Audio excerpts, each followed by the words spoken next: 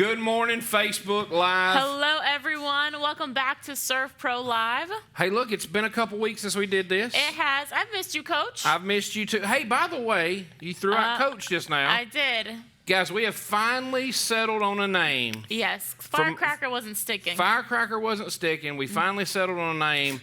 She came whipping into an event that we had yesterday.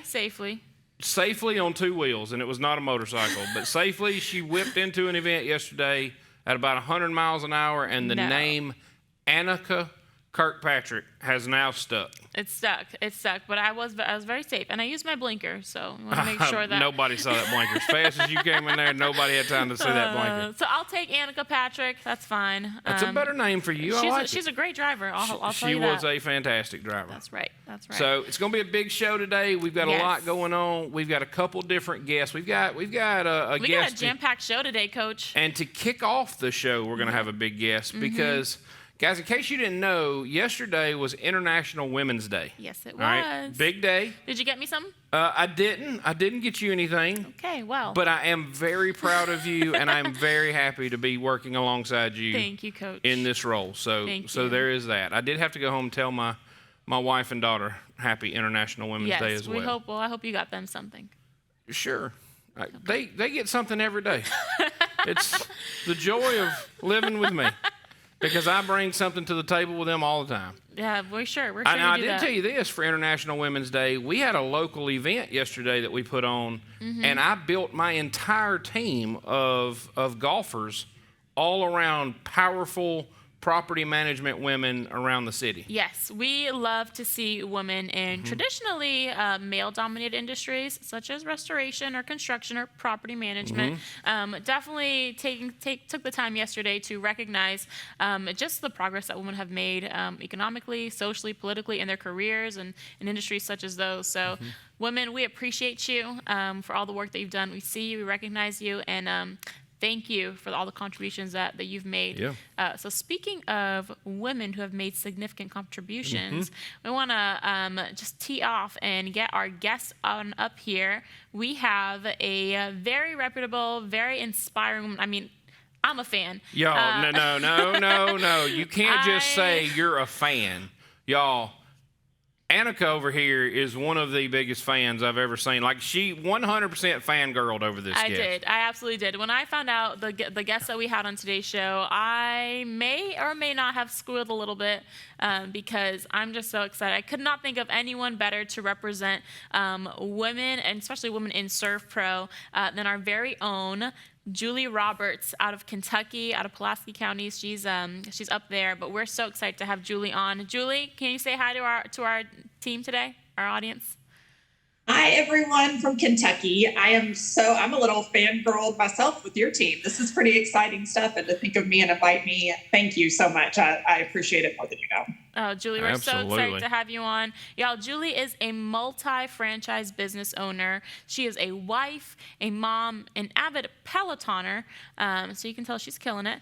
Personally, in my opinion, a fashion icon, champion of women. I mean, she has multiple MVPs on her team who are also women. So, I mean, really, Coach, I don't think there's anything that she can't do. No. So I am just so pumped that she's on It's today. not a matter of anything she can't do. The biggest thing is, how does she do it all? That's a real question. I would love to know, maybe when we get off, what your morning routine looks like, because that is goals.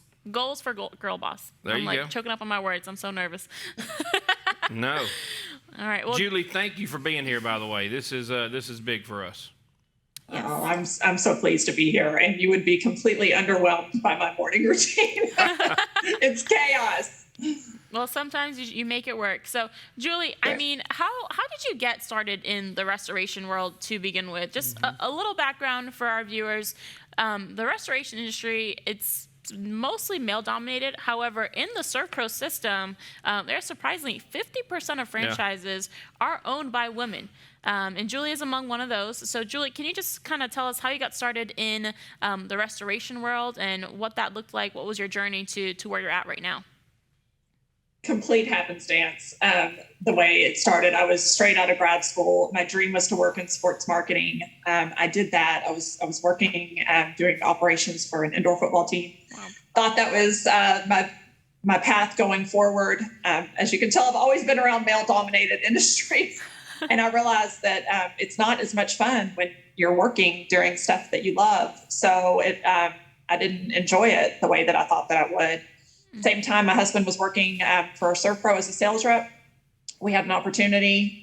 We were not married yet. We were engaged, and I did a little research.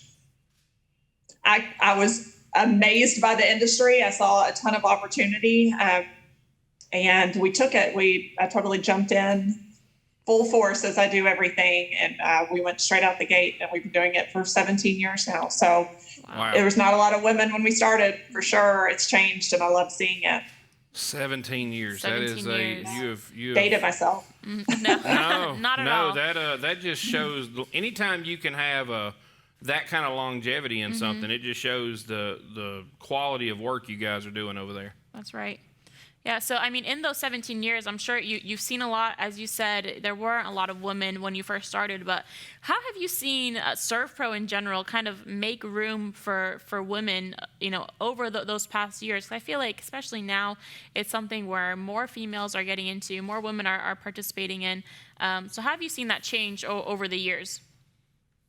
I mean, it seems traditionally like, when we started, a lot of the females were just involved in the office positions. And I mean, even sales and marketing was so dominated by males. The technicians, production managers, that's totally flip-flopped. I mean, if you look at, I don't ever think of anything as being typical, but women do tend to be a bit nurturing and mother hen and organized. And this business is built on chaos and emotional interaction. Mm-hmm. And women have really just been able to thrive in that industry and be able to help these customers when they need us and be consistent about it, be organized about it, keep everyone in line and really listen and find out what people's needs are and be able to respond. That's right. Yeah. I mean, I see our crew chiefs, our technicians, our office staff, our marketing personnel, who are women, just like you said, thrive in these positions and in this industry. So, Julie, as an owner, what has been your proudest accomplishment during your time with SERVPRO, or really just kind of in your journey to where you're at right now? Oh man, there's so many. That's what I love about this industry is the phone can ring and you'll have a whole new experience you never even knew existed. Mm-hmm. So yeah. I had a really amazing experience several years ago, and I got a call to be interviewed for a panel. The vice president, Mike Pence at the time, was coming to Kentucky, and they wanted to put some small business owners on a panel. I didn't know when they were calling. It just so happened when they called to do the interview, I was in the car line picking up my children like moms do. Yep. And literally did the interview with my youngest asking for ice cream and, all this stuff in the back. And I just kind of played it off and candidly was just trying to be as real about what small business ownership is like as a mom and a wife. And they loved it. And I got selected. And not only did I get selected, but when I got to the panel, I was sitting next to Mike Pence. So I couldn't believe it. It was amazing. It was just an amazing experience. He was so wonderful to me and so intrigued by our industry. And I got lots of follow-up from the governors and state representatives. And it was just something that I would have never dreamed was possible. And just kind of stepping out and being real and being a woman with, kind of voicing my problems and what a reality of our life is like, really made me stand out. Wow. No, that is amazing. That is incredible. It's something that, I never would have, sometimes when we have an idea of what a business owner should look like, we also have to take into consideration that there are other hats that you wear, and you juggle all of those so well. I've seen you kind of land to go back to your children's soccer games and then also go back and run a business and do all these other things in the meantime, all while juggling all these things. So what advice, Julie, would you give to women, either who are just starting out or they're not really sure what they want out of their careers or their futures, or even just women like me who, we want to grow, we want to develop and better ourselves? What advice would you give to women here who are in this stage in life? I had an amazing mentor in my life, and it was my grandmother. And she went through a lot, and she always told me, you figure out your brand, you figure out what is important to you, and you stick to that. Don't try and force yourself in a mold. Don't try and do things that aren't you. Just be real, and everything else, and be patient, and everything else will fall into place. It's hard now with social media and seeing all these things happening, and you want to do that, and you want to do it fast. And David Wilson sat me down years ago and said, it's all about patience. Set your pawns up in the chess game and be ready. And it's so true. So, 17 years, but I've stuck with this industry and all of the hardships. Nothing's easy.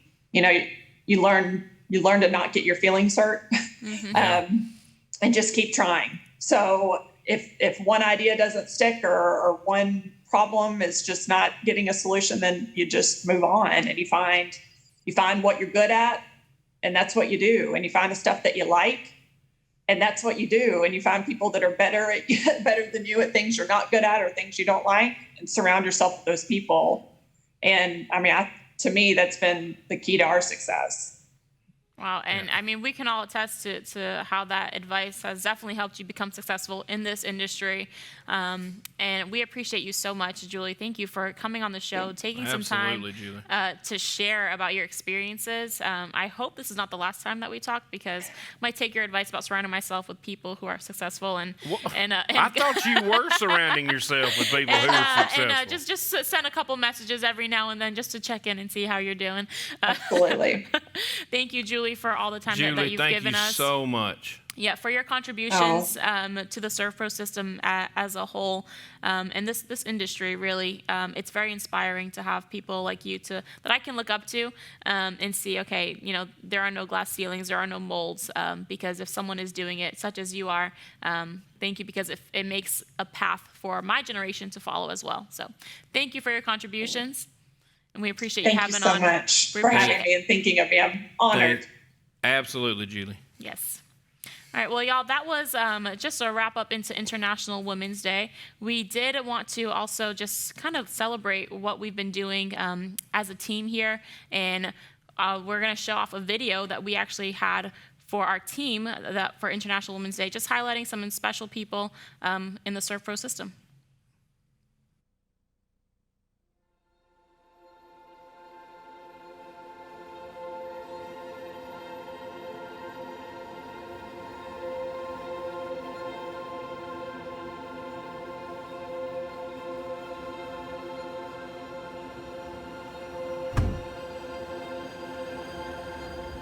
International Women's Day is the progress that women have made in the world in general, how far we come, and it's exciting to me because I have a daughter, and it just means that as it goes on, things will be a lot better for her.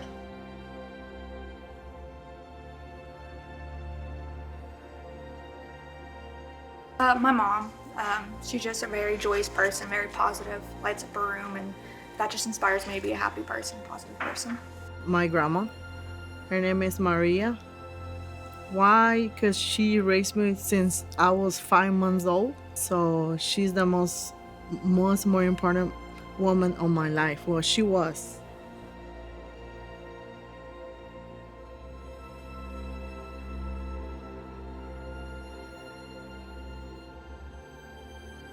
To be firm, to be open in this line of work, because you're going to be constantly pushed by others around you just for solely being a woman, and for other reasons such as, trying to figure things out and being constantly tested on what you know. Push yourself as far as you can. Soak up as much knowledge as you can with the people you have around you to be the best you can today. I would say always be true to yourself. Never change to try to fit in. Set your goals high, and I always say reach for the stars. Because all things are possible through God. Yeah, my advice to the next generation would be just work hard, stick with whatever it is that you feel like you can do, always reach higher if possible. Do your best. Don't try to find perfect balance between work and home, because it's not there. Just give your all to where you're at in the present moment. to the women who consistently show up and work hard day in and day out, who show us that no matter the obstacles, we can accomplish anything we set our minds to, who share their unique gifts and abilities with those around them and make us all better for it, to those that are paving new roads and forging new paths for the next generation to follow, to those that show us that nothing is impossible and that we can do hard things because we are women.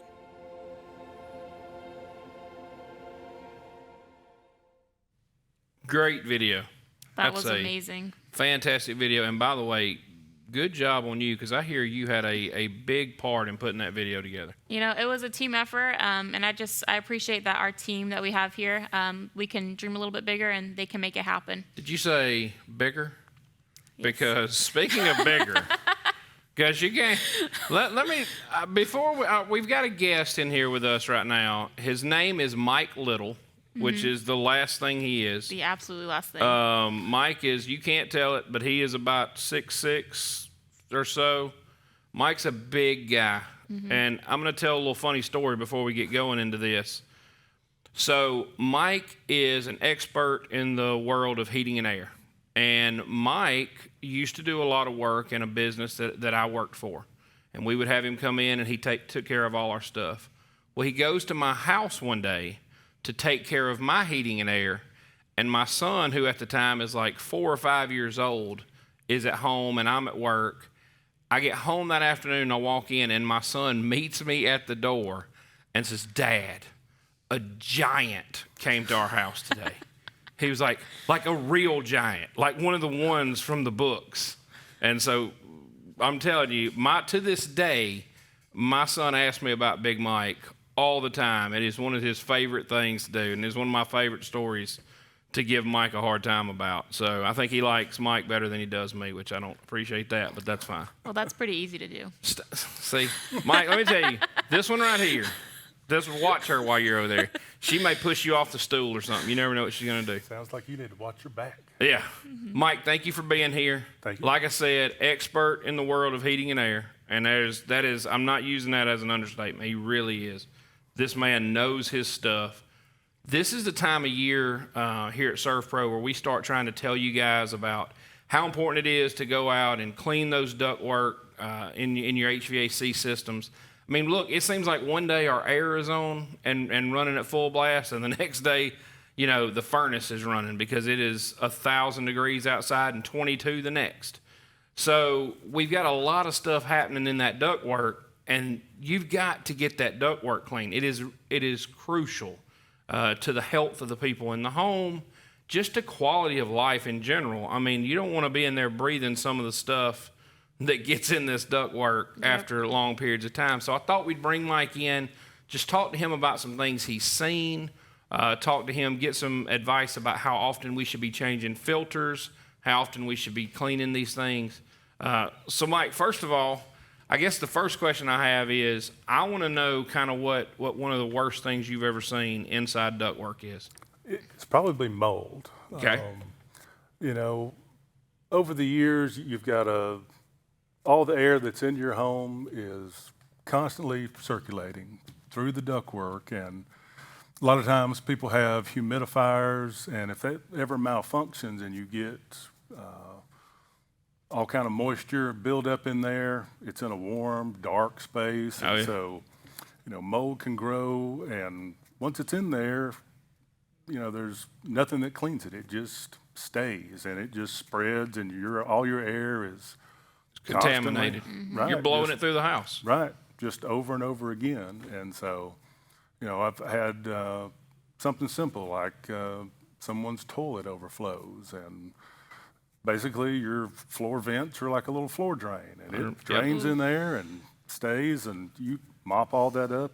The stuff that's unseen just stays in there. Mike, we see that all the time. All the time. Which is another one of the reasons why it's important that if you have a water damage from something like that, you call someone who's an expert in the field, who knows to look for that kind of stuff and how to take care of it.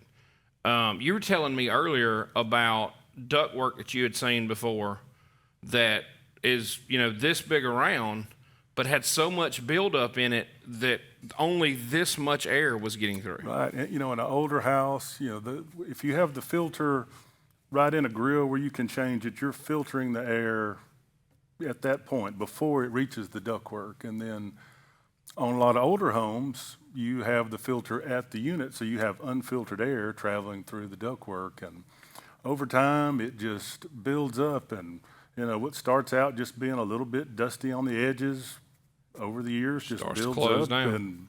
And I've seen a 10-inch pipe be basically a 4-inch hole by the time the dust filled in everywhere and slowed down the airflow and, caused extra wear and tear on the units. Yeah. You don't want to be paying for another unit. No. Nope. Those things aren't cheap. Yeah. So, Mike, how often would you recommend getting your air duct units cleaned residentially and also commercially for our people? Probably at a house, if you bought a brand new house and everything started out clean, 10 years would probably be too much. If you bought a house and you weren't sure what kind of conditions, if people kept up the maintenance on the unit, I'd probably do it 2 or 3 years into it. Or if you had, some kind of smells or, some kind of musty odors that you constantly smell coming from your ductwork, that's probably some mold and bacteria, and it should be done immediately then. That's right. I have a question. All right, so filters. You were talking about filters on the old houses earlier. How often, because I know all filters say change, you can change it X amount of time. What do you recommend as far as time between changing filters, and is there a better kind of filter as far as like pleated filters, non-pleated filters? What's the best route on the filter route? Yeah, so you've got the several kinds. You've got the old fiberglass filter that you can hold up and actually see through. Yeah. And, that'll catch big dust, but you still have smaller particles, pollen, that kind of thing just goes right through it. And the pleated type is the best kind. You can go crazy and buy a $30 throwaway heavy pleated filter. And the better the filter, the more it can restrict the air. And so you can go a little too far with it, but just a standard pleated filter seems to be fine. But that's the cheapest, easiest maintenance you can ever do to any air conditioning system. And I can't tell you how many times you would go on a call and that was the problem. The filter was stopped up, the unit froze up, and when it does that, it pushes all the oil out of the compressor burns up, and for a next thing you know, that thing's grounded out. $5 part, you're spending $1,600 to try and get your air back on. But the biggest thing is if you can do it monthly. This time of year, you're not doing a whole lot of heating or a whole lot of cooling, so you're only running a few hours a day. You can probably go 2 to 3 months. In the summertime, you're running 18, 20 hours a day. And 30 days is about as far as you want to run one, because once it gets bad, it's costing you more electricity. It's less efficient to run that way. And so even if you change it a little early, as cheap as air filter is, the more the merrier. Yeah, see, that's stuff you don't think about. You don't think about the extra energy costs, but all that stuff makes perfect. You don't think about if you go with the super heavy duty filter that you're slowing down the airflow, you're making the unit work a little bit harder. We definitely think constantly about the inside of those ducts. And we've seen exactly what you're talking about. I mean, we go in, we've seen the mold inside these units or inside this ductwork. We've seen the buildup. We go in there and we clean that stuff. Guys, it is super important that you get this stuff done. It's not a matter of, because think about it. Well, look at it this way. Stop for a second and think about how long you've been in your home and ask yourself, have you ever cleaned the ductwork in that house? And most people will say no. It's just, I didn't think about it. I never thought about it. But then you'll clean everything else in your house. This is the stuff you're breathing. That's right. This is as important, if not more important, than anything else in that house. So it should be taken care of, and it's not something you have to do on a constant basis. You can do this like Mike said, a new home, 10 years is probably too long. You could probably do this in 7 years after a new home. 5 years if you just move into a house. The more you get it done, the cleaner the air is going to be and the better you're going to be for it. That's right. It's all about what we don't see that ends up being what causes the most problems. Yep. And we see that especially in our line of work here at SERVPRO, how some things where, maybe you want to try doing it yourself, and that may not be the best case in certain situations. But having a professional kind of come in and assess that, maybe something that takes, an hour or two to go over, but can save you in the long run. So this is just for my own personal, because sometimes I do that, like we're not even on here. But I always hear about this dirty sock syndrome. And is that caused from bad ductwork, or is that caused from dirty coils? A little bit of both. What happens is, basically the way air conditioning works is it doesn't make cold air, it just moves heat. And there's a coil that gets cold because the freon's moving through it, or refrigerant, and it's absorbing the heat, it's getting cold, and it sweats, and that's where it removes humidity out of the house. And so this coil gets wet, water runs down into the drain, the unit turns off, it remains wet, and it dries, comes back on, and so you have this constant cycle of this something in a dark, damp space that can cause mold and mildew. And some houses have it worse than others, that every time the air comes on, if you get this dirty sock smell, that's where it's coming from. It is well named. Oh yeah, because it smells just exactly like a dirty, sweaty sock. I walked into a house one time, and the gentleman said, I cannot figure out, he said, I've had my ductwork checked. There's no animals in the ductwork. He had done everything. And I told him, I said, it may just be, dirty sock smell. I said, or dirty sock syndrome, whatever they call it. I said, I've heard it and seen it before. And we cleaned the ductwork. I think he ended up getting he got some sort of ultraviolet light or something put on his coils, right. and that took care of it. So just that ultraviolet light killing that bacteria takes care of the problem. And, it's keeping the ductwork clean, air filter changed, all that goes hand in hand, is part of good maintenance. All right. So, Mike, I can't thank you enough for coming out here today, because with SERVPRO, you guys, what all we do. The variety of services that we offer. And the thing is that you come in here and you talk about it and you talk about it and talk about it. We want to know if there's anything we're missing. We're constantly learning.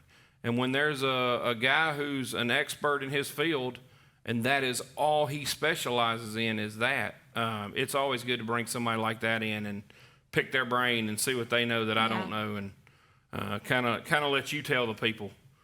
Thank y'all for having me. Absolutely, man. Mike, we really do appreciate you. Thank you so much, Mike, for coming on. That's awesome. Yeah. So that was another great deal right there, where if you're ever in your house and you question whether or not you should be doing the ductwork, then the answer is yes. Always. At that point, you should definitely go ahead and get it done, because you never know. You don't know what's growing in that ductwork. You don't know how long it's been there. You don't know how long it's been building up.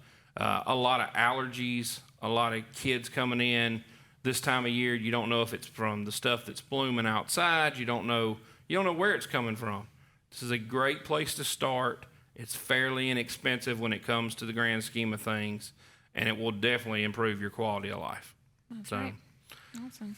And good first show back. Hey, it's great to be back, Since Coach. the break. We have so many exciting things planned for SERVPRO Live, so y'all definitely don't want to miss out on tuning in every Wednesday. Yep. And they will be saved here on our Facebook pages, so make sure you follow and like.